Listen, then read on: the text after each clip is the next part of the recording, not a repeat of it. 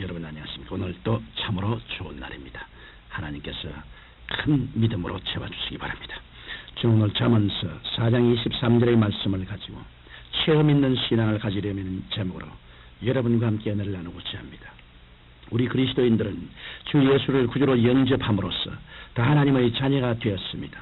그러나 기도가 응답이 되고 생활의 어려운 문제가 해결되며 늘 성령으로 충만하여 기쁨이 넘치는 체험적인 신앙생활을 하지 못하고 있는 경우를 많이 보게 됩니다.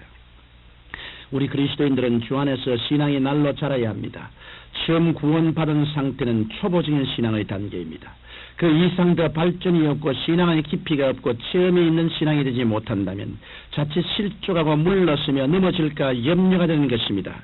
그러므로 우리는 구원에 참여한 다음에는 반드시 체험 있는 신앙으로 전진해야 하는 것입니다.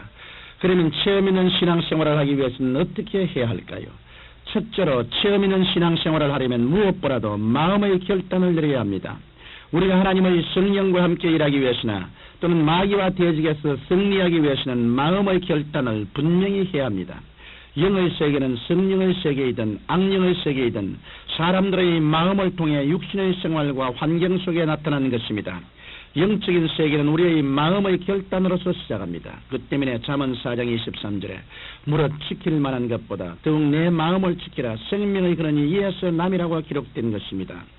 하나님께서는 인간을 통해 무슨 체험적인 역사를 하시기 전에 먼저 인간의 마음에 결의가 있나 없나를 시험해 보십니다. 그리고 마음의 결의가 없는 사람에게는 하나님께서 역사하시지 않은 것입니다. 또한 하나님께서는 구원의 역사를 베푸실 때에도 마음의 결단을 보시며 생애 속에 기적을 베풀어 주실 때에도 마음의 결단을 시험해 보십니다. 이스라엘 백성들이 애굽 땅에서 모세의 인도를 받아 가나안 땅 입구에 왔을 때 하나님께서는 모세를 통해 12정탐꾼을 가나안 땅에 보내어 40일 동안 정탐하라고 지시하셨습니다. 정탐을 하고 돌아온 후에 오직 2명의 정탐꾼 요사와 갈렙을 제외한 10명의 정탐꾼은 도저히 가나안 땅을 점령할 수 없다는 부정적인 보고를 했습니다. 이것은 10명의 정탐꾼이 가나안 땅에 들어가지 않기로 마음속에 결단을 내렸기 때문에 그와 같은 보고를 했던 것입니다. 그런데 이스라엘 백성들이 요사와 갈렙의 보고대로 가나안 땅에 쳐들어가서 결국 가나안 땅을 차지했다는 사실을 보면 하나님께서는 가나안 땅을 차지하고야 말겠다는 마음의 결단을 내린 사람을 통해서 크게 역사하셨음을 알 수 있는 것입니다. 이와 같이 하나님께서는 사람의 마음의 결단에 따라 긍정적으로 역사하시든지 부정적으로 버리시든지 하시는 것입니다. 성경에 이러한 예는 얼마든지 찾아볼 수 있습니다. 예수님께서 12회를 젤루증으로 고통당하는 여인을 치료해 주셨을 때도 주님께서는 그 여인의 마음의 결단을 통해 기적을 베풀어 주실 수가 있었던 것입니다.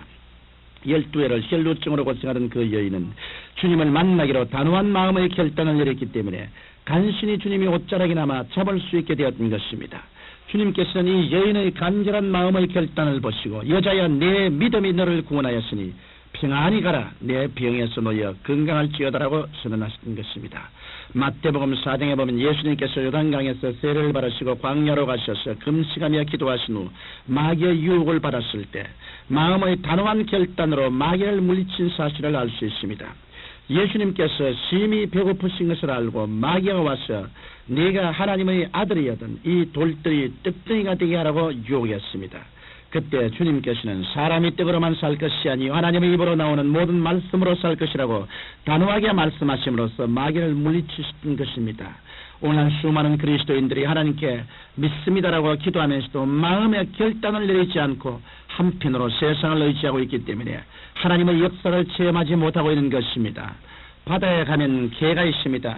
개는 2개의 구멍을 뚫어놓고 적이 쳐들어오면 요령껏 도망합니다. 그래서 개를 잡으려면 한쪽 구멍을 막아놓고 다른 한쪽 구멍으로 파들어가야 합니다. 여러분이 하나님과 세상을 겸하여 의지하고 있으면 여러분 하나님의 기적을 체험할 수 없습니다.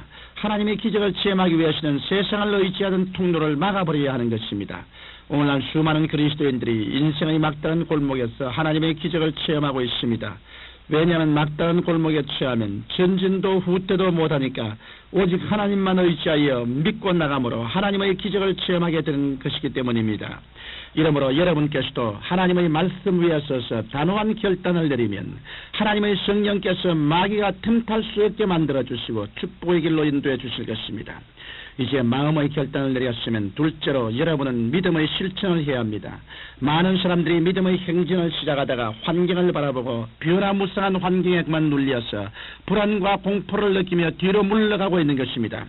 히브리서 10장 38절에 오직 나의 믿음으로 말미암아 살리라. 또한 뒤로 물러가면 내 마음이 저를 기뻐하지 아니하리라고 기록되어 있습니다. 이러므로 믿음의 행진을 하기로 작정하고 일단 출발했으면 그대로 밀고 나가야 합니다.